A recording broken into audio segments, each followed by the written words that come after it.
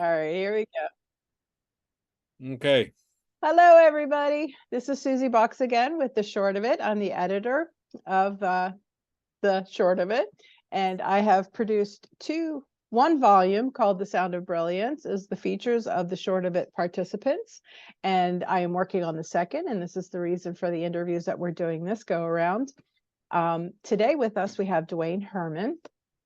He has excuse me, Duane's work has been published in print and online in over 100 journals. And I got to witness, he gave me a list and showed me all where it was the last time we saw each other. So it's true. He has been in more than 50 anthologies, plus 7 volumes of poetry, more chapbooks, a history, and a sci-fi novel, all despite a traumatic and abusive childhood embellished with dyslexia, ADHD, cyclothymia, an anxiety disorder, and PTSD. Duane was featured twice on The Short of It in 2020, and again last year. He had 2 submissions that came in. Also, his work is being published in the second volume. Oops, I just drew a blank. Reflections and Revelations. That's going to hopefully come out in April or sooner. I'm really trying to go for sooner. I've got the manuscript up now. I just need to do all the formatting and get all that done. So we're crunching right along on that. So as I mentioned that we did get to actually meet each other, which was so cool. You're in my neck of the woods and you happen to be in a town that's close by to me. And we met at your family's reunion, which was awesome, and spent a few hours together and just got to meet you, which is awesome because I have not met any other person with respect to this this venture of mine. So it was really neat to meet you. That makes this interview even more interesting because I've got forehand knowledge. I don't know, which is cool. But so how have you been? Now, this was last year, wasn't it? I thought we Last June. And so right. my bio is out of date. I've had another poetry book since then. Oh, okay. All right. Well, thanks for adding that. So how have you been? Good, good. Several things have happened that Goodish. what? Goodish. Goodish. Yes, goodish is much better. Several things have happened that have come to fruition or have seen major progress. It's not done yet, but major progress. So those are good things. Excellent. I don't want to go into the other. Okay, that's fine. No worries. We can keep us abreast of those things in the future whenever But the other poetry book, which I do want to share about which happened since we saw each other, totally came out of the blue. I got an email from somebody whose name I could not pronounce. It says, "I admire your work and I want to publish your next book of poems."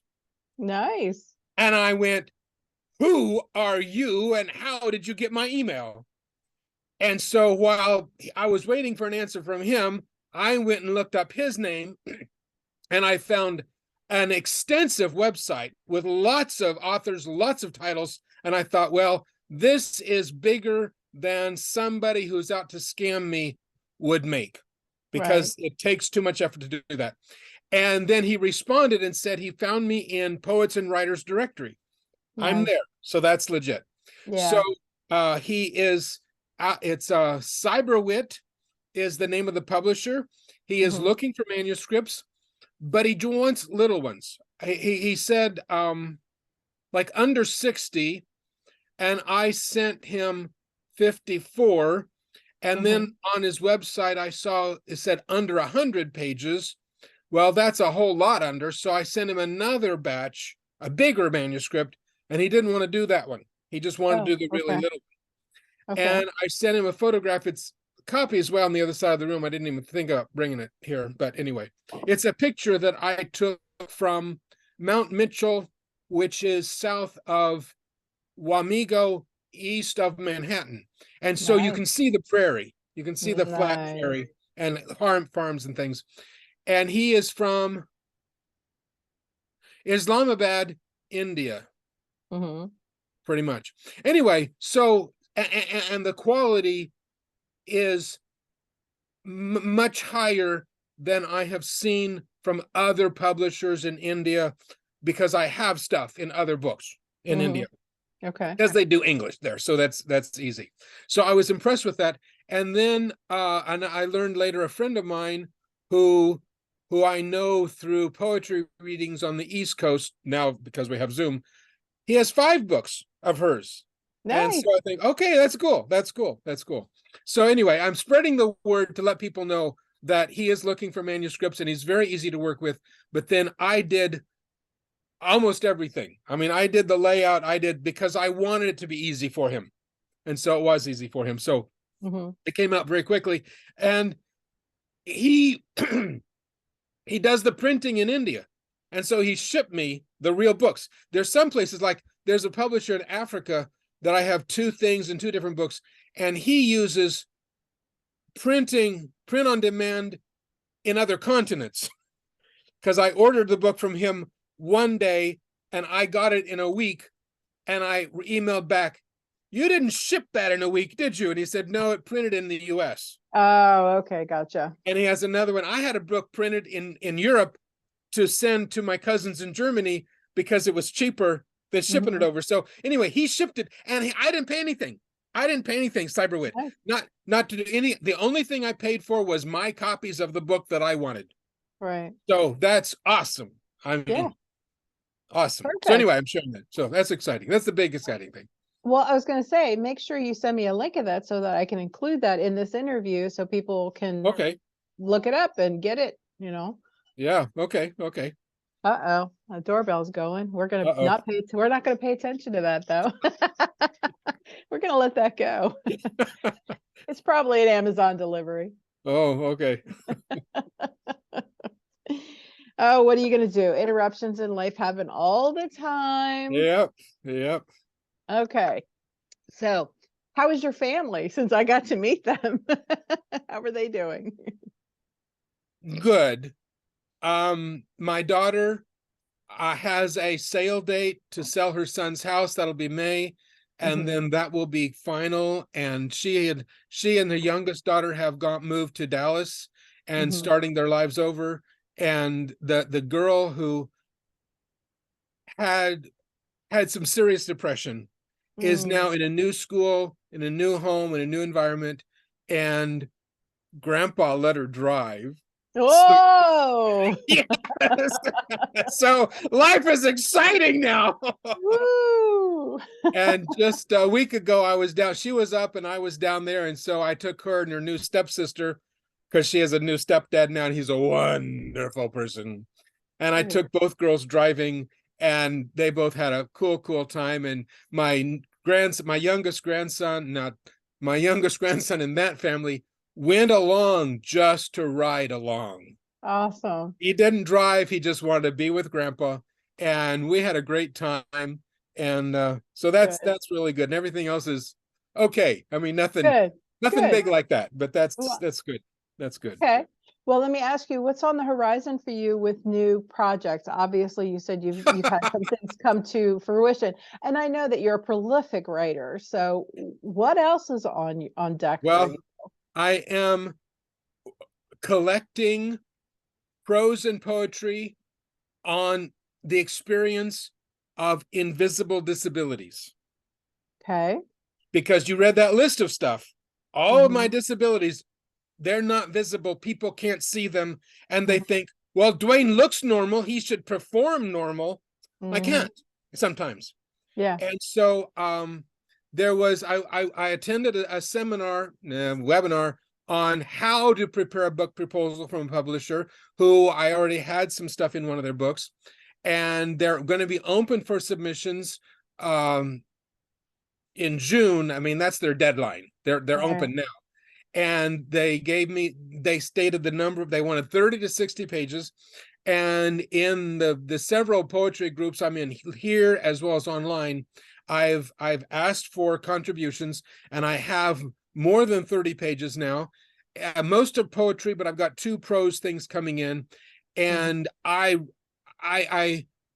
was in touch with the head of the publisher for something else, because we were teasing each other, and I mentioned this idea, and her response surprised me in 2 ways. It was positive, and she also has some invisible disabilities. Oh, So wow. it resonated with her. So I think there's a really good chance that they'll go with this. I don't know yet. So I'm getting stuff now, and I'm going to be assembling it. And anyway, that's my next big thing. I have ghostwritten 2 books for a guy whose native language is Punjabi, and he wants me to do another, and I'm dragging my feet. I'm bluntly dragging my feet. You got a lot on your plate, though, sounds like. Yeah. So anyway, yeah. Can I get back to the other book for just a second? Sure. Because my curiosity is piqued now. The submissions that you're getting from other people obviously are people who are also dealing or managing with these invisible diseases and conditions. So, but are you also going to be contributing your work to it? Oh, or is yeah, it it's in there. theirs? It's in Okay, there. all right. Yeah. So it's you and everybody else. The end. Yeah. Okay. Because I knew I had stuff. Yeah.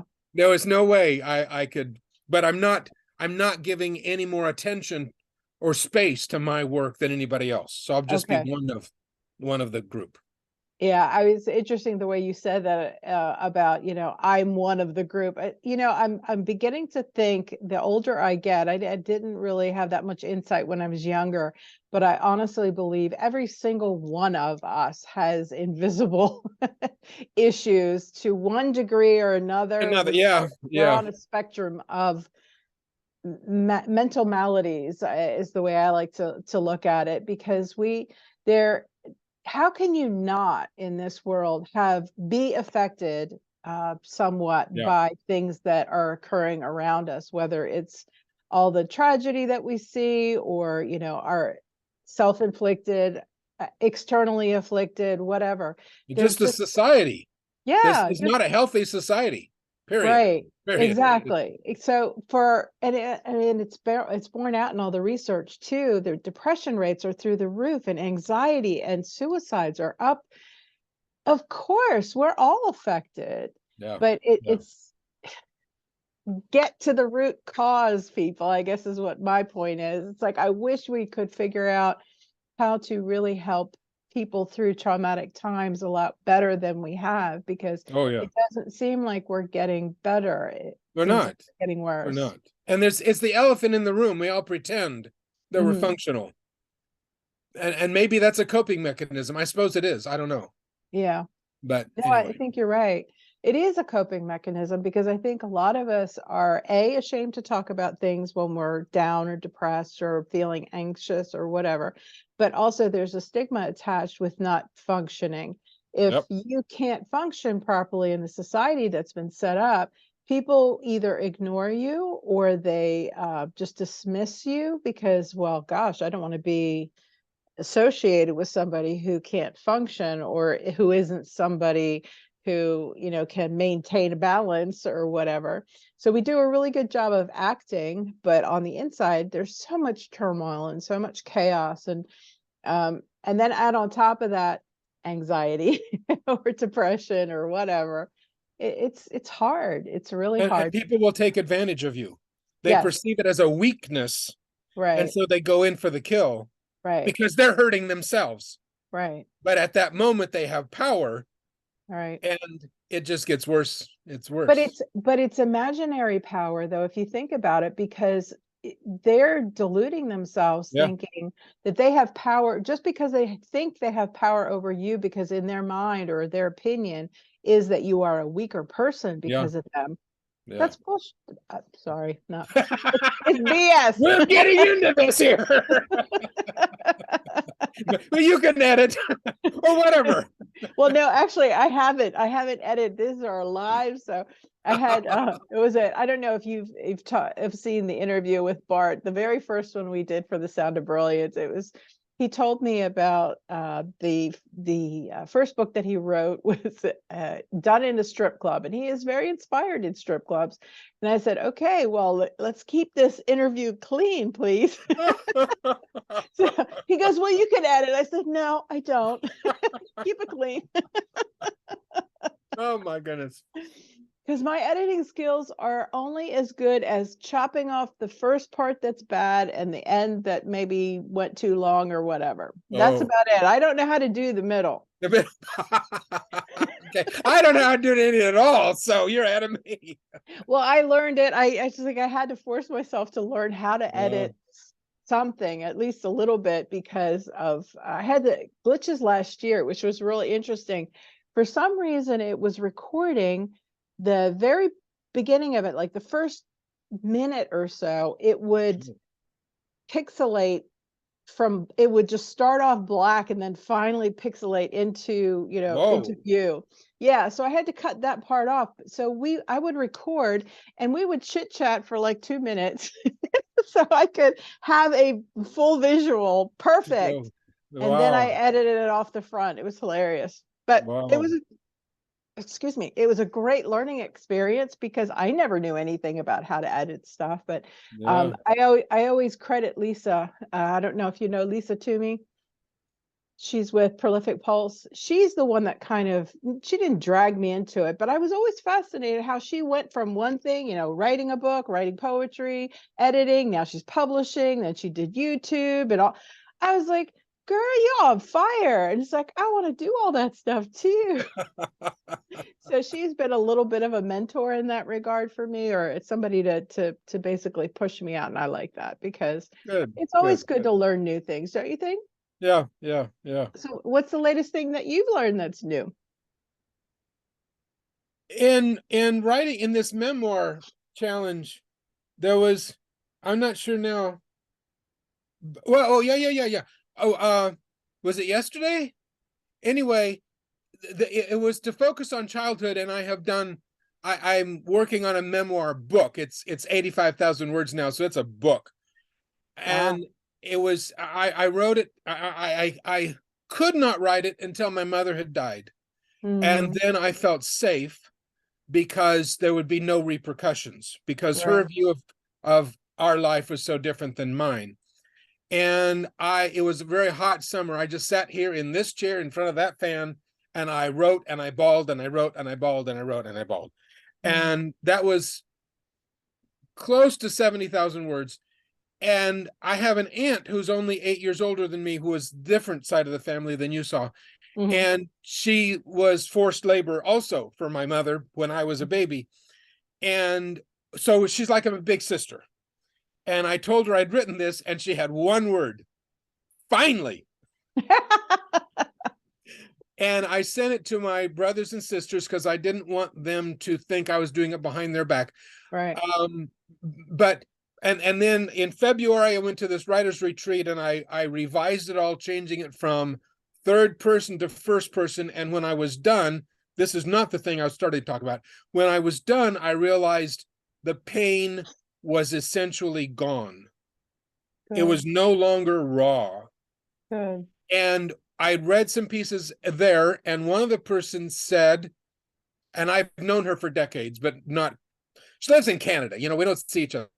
And she said, you have an underlying theme of resilience, determination, strength. Yep. It helped you survive.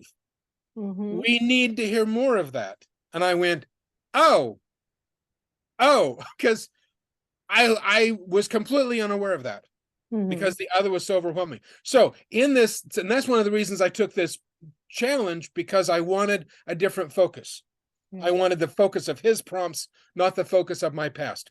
Right. And one of the poems I just wrote, I think it was yesterday, was and a memory that came back that I was in grade school, maybe second or third grade. I'm had to be down that low because it was still a challenge for me to write letters. And that Wow. had to have been first or second grade. Right. And the memory came back that I was so focused on doing the very best I could.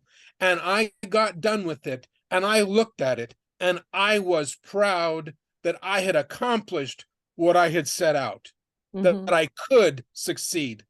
And that feeling of deep satisfaction, profound satisfaction with what I could achieve, I seldom had that. I mean, I don't even know if I had it after that.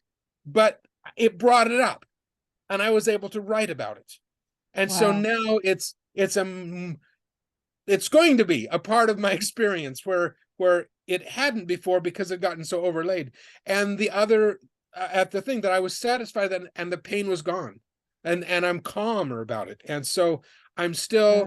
it's still a new thing to really, it doesn't hurt. You Yeah. know, it's been It, 70 years that it's been, I mean, that's all I've known is the right. pain. And Right. now it's not. And it's like, whoa, is this what other people feel? Well, I don't know. when you mentioned that just now, it made me reflect on my mom. I am not to the point where I can literally spell out my entire dysfunctional past, because I did attempt it about 5 years ago, but or 6 years ago now. It was just too depressing to talk about or to even just put down in words, even though I have addressed many topics since then, or many incidents, as I should say, over the years, talking about the dysfunction and the abuse and just the mental mind games that my mom used to play all the time. It it's gotten a lot easier since she's been dead, which is a Yeah. lot of people say to me that, oh, it's sad that your mom. I said, no, that was actually the best thing that could have ever happened to me. Yes. Because, Yes. yeah, because now it's like there's no more drama. There's no more chaos. There's no more drama. The only drama and chaos that I have now is either what comes at me because of life situations, circumstances, whatever, or my own The my own, leftover. yeah, my own mental things that I'm still dealing with and processing and going through. And still, like I said, I have a physical disability too. It's my anxiety disorder. I have to medicate. Otherwise, I am completely overwhelmed. Yeah. And I don't want to live in that kind of chaotic world anymore. So, excuse me. So being free from that, just it's not, I can't say that I've lost the pain, because I can still recollect instances in my childhood that were incredibly painful, but it doesn't hurt anymore to Yeah. the level that it did. And I'm not worried about anything coming back. Like you said, there's no repercussions for any of this. And I had told her a long time ago, that's like, when you're dead, I will write about you. I don't know what form it's going to take. And for me, it's just been primarily through poetry and just some opinion and, some, I can't even remember. There's a few pieces. If you just Google mom on my WordPress, you'll see It's there. it's there. But yeah, she and my dad, once they both died, it was like, whew, that chapter of my life, Yeah. finally I can move past that. So yeah, I get it. I totally get it. And That I was I wish more people would understand that, because I think some people are so hung up on the dynamics of parenthood and childhood. They should always be loving and forgiven or whatever. And I'm sorry, but that doesn't always happen. And no, shouldn't always happen. Some people, some parents were the absolute worst. They should have never been parents, in my opinion, exactly. Exactly. Exactly. because children deserve better. They absolutely deserve Yes. better. If you want Yes. to put forth the next generation of people, then they better be good role models in order for that to happen. So I mean, And that's my society should help people be yeah, parents, and yeah, this not. I This not. agree. You're on Right. your own, and that's cruel. That's really I cruel agree. to the future. I Anyway, agree. anyway. I would agree with you 100%. So tell me, of the, I see, it looks like we've got five pieces that I selected for the the volume 2. So which one did you decide that you wanted to read? I missed that part. Oh, I okay. have no clue. Which do you mind reading one of your pieces? Let's put it that way. I would have to go looking for them. I don't even Okay. know where they are right now. I'm totally sorry. That's I okay. didn't get that part. But I I can read the one about that I told about. Then let's talk about I that could, one. yeah, this is my raw draft, Okay. Well, that's up to you if you want because to. it's right here, and I We get it a would take me teaser. minutes to find anything No, else. That's fine. I thought I had said that, but that's okay. Don't worry. You might have. And I've just. And I may not have, so it's okay. Okay. So I called it empowered. Okay. I was young in early school when forming letters, still a challenge. But then one day I wrote something that pleased me. I looked at my work with great satisfaction. I had achieved.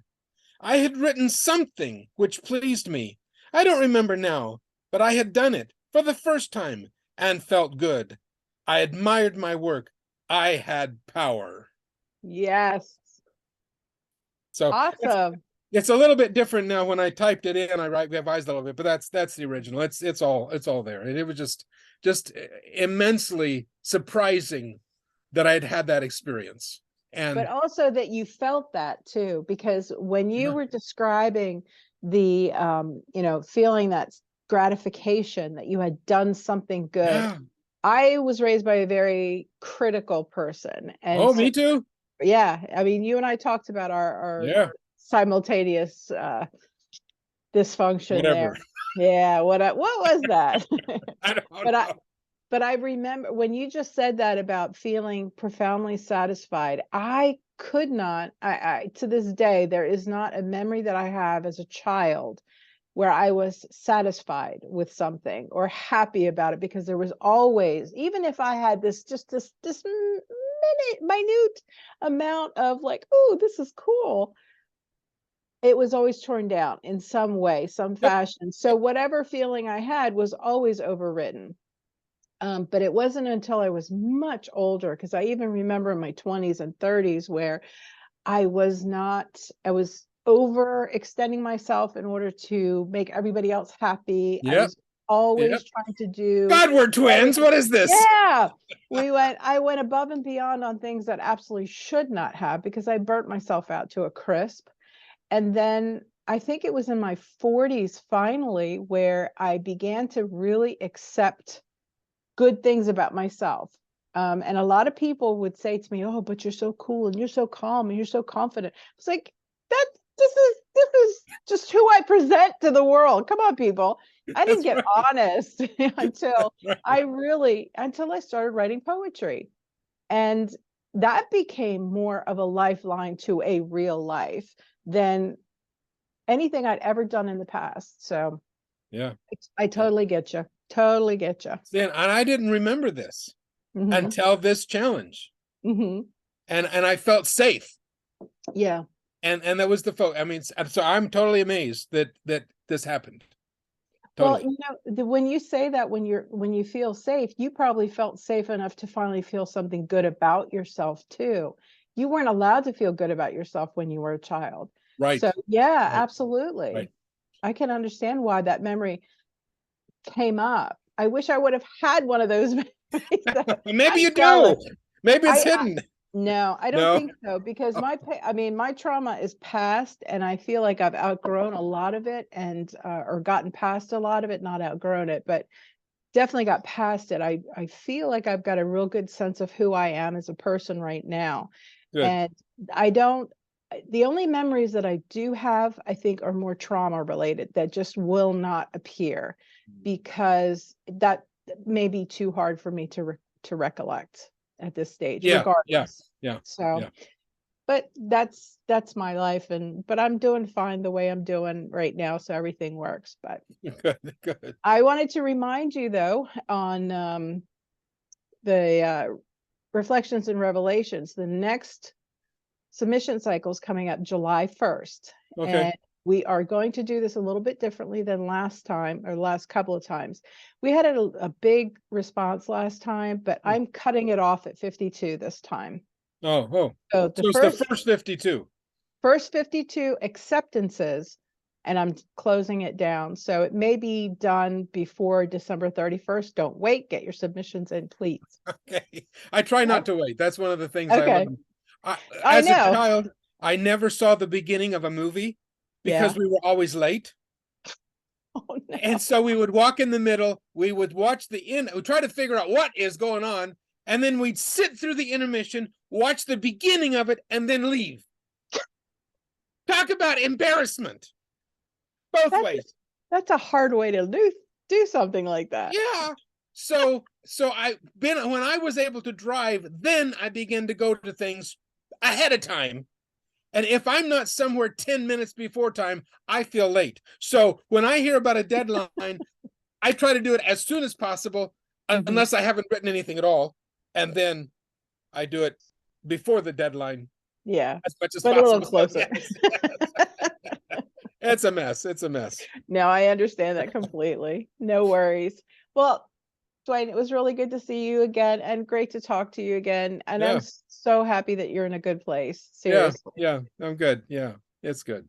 I see a little time thing, and I didn't see that to anybody before. Yeah. Was it We've 4 got minutes? 4 minutes we've got 4 left. minutes left. Okay. I hadn't seen that in any other Zoom thing, but I understand. So that's nice. Well, that's because like I said, I have the free copy, so I unfortunately cannot invest in a professional copy at this time because Yeah. That's what I have too. And my son gave it to me, I guess. I don't know how I got it. he probably just downloaded it on your computer or whatever, and you've got it. Awesome. All right. Well, I just want to say thanks again for participating, because it's always a joy to read your work. And I love the fact that we got to meet each other in real life and got to discuss our, each other's pain and struggles that we've had to deal with, because it really puts it, I like being able to be on the same footing with people too, and really understand them, because it helps me just form a much better connection. So thank you for that opportunity to do that and get to meet you, but also to see you again. So I'm, we are close. Yeah, so we, make an excuse next time. Let me know when the next family reunion is. I'll come by and we can say hey. We've never done it in McPherson before, so I have no idea. Okay. It's usually here or Abilene. Actually, Abilene is more the center where people are. But anyway, so well, I can find you. You can find me. We've got each other's phone numbers, so we're good. All right, dear. You have a great rest of the day, and it was great talking to you. Okay, thank you. See ya. All right, bye-bye. Bye.